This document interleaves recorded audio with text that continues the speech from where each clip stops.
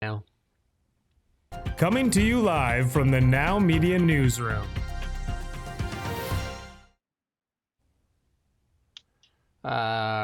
reporter Steve McNall went out and got quotes from everybody. I didn't get anything from Josie Osborne yet, but David Eby's got so many pots boiling on the stove. I don't know which one is in worse shape. Health is a big one, though. We see ER closures time after time after time, mass resignations, Kamloops, all the OBGYNs, I think Vernon, the psychiatric department, and then here in Kelowna, the pediatrics, and then just on and on and on and on. And so it's a good story on Kelowna Now. You got some from the health critic there, Anna Kindy, our local MLA Gavin Dew, and also our local MP Dan Elbis. You can go read that story. And Kindy was a physician, 40 years, never seen it this bad. And like I said, there's so many pots on the BC NDP story. Again, an interview, a really good interview. If you want to go watch it, Jonathan Kay, he was here to speak. And he said, as bad as Canada is in a lot of places, people wonder if we're okay in BC, that seems to be like a train wreck over here. He said, the Conservative Party in chaos and the NDP living in la-la land. What David Eby, and we're going to go on to that, what David Eby admitted yesterday, though, too, was like, he was assured by the courts that they wouldn't go after the private land. Was there a side deal? That's kind of like a troubling thing that he said, because they didn't inform, this is the forestry store, but they didn't inform the landowners because they didn't think they had to, because they didn't think it was going to be at risk. Whoops, eh? Whoops. But also yesterday, because he's at this meeting with all the First Nations in BC, or many of them anyway, he said something quite remarkable, which was like, the Cowichan, talking about this decision in Richmond, he's saying the Cowichan people's land was taken from them unjustly, and what other word did he use? Unjustly and something else. Oh, we have the basically clip here. like we're going to tapping play it into a bit, a very old narrative, really, about this idea of the conquest of North America, which is quite outdated at this point. But also the fact that he's talking about the Cowichan. This whole thing rests on the idea that the Cowichan used to fish there sometimes. Not live there, not like build communities there over thousands of years or anything, but fish there and hunt. That's what this claim is based on. I mean, none of that seems to be factored in. It's just that it's a very complicated discussion that needs to be had, but nobody seems to approach it with any subtlety or any desire to sort of highlight the nuances. Well, let's talk about this story first. It's the forestry. Go back to that picture. And how many trees in that picture? Just that little picture there. How many trees there? Can you count them? 22,000. A lot of trees. Those are all carbon capture. But apparently, the stories are going to start coming out. You watch it. The stories are going to start coming out how, planting 2 billion trees just wouldn't do the carbon capture. That doesn't count all the trees that are there, though. Look, just in that little picture right there. Look how many trees there are. And then if you want to, you can go on Google Earth and take a look at how many trees there are in British Columbia and the rest of the boreal forest here. Just take a look. Just have a quick peek. But apparently, those trees are now inefficient. They don't process carbon.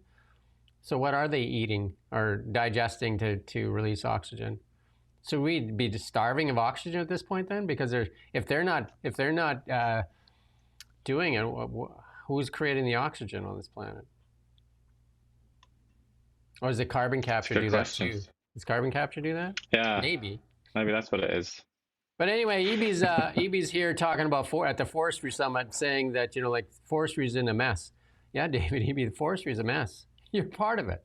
For 10 years, forestry's been a mess. And now you're blaming the straw man, Trump. You created this mess. Canfor told you a long time ago. Uninvestable. Own up to it.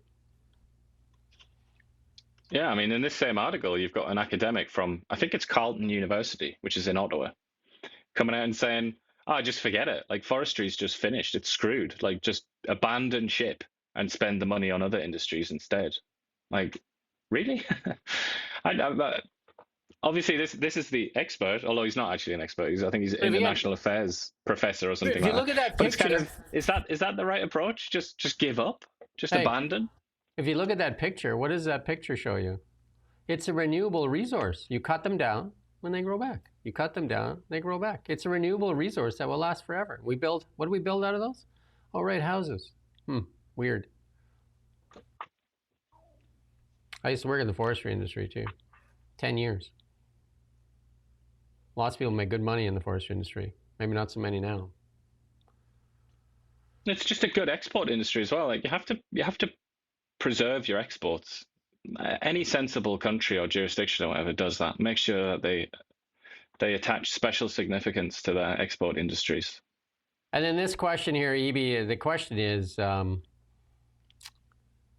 Canada a nation? We're going to go to the next one. Canada a nation or a collection of provinces? Because now EB, after talking tough, now is calling on the Canadian government, the feds, to protect his tanker ban, to maintain it.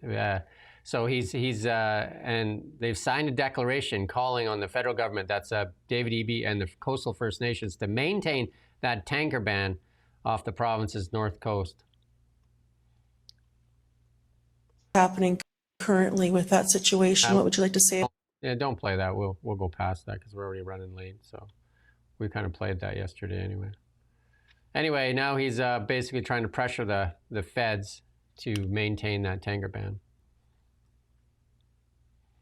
But it's also speaking out of two sides of his mouth, as he did yesterday when he was asked about the Richmond thing. All of a sudden, it wasn't all about people like residents and the people whose livelihoods and lives are now in chaos. It was about these injustices that supposedly occurred 2 centuries ago, something like that. I mean, this is just pure politicking. Really, it's quite low grade as well. David Eby is he's made so many messes and he's run out of ideas. Like he's in over his head. In over his head. That's looked to be the case ever since the election campaign. I think that's when real cracks started to appear in the Eby facade. He really, I mean, and he's even said it. He said he had a near-death experience. That's how, in his own words, he said that. And I think it was obvious at the time. He seemed to just panic, and he just kind of rescinded, went back on like the NDP's 5 years or something like that of policies. He just totally abandoned them all, didn't he, to try and survive? Yeah. And then he did survive, and then here he is. He's still a bit rattled. We don't just report the news. We live here too. We're your neighbors, bringing you stories that matter to all of us. No government.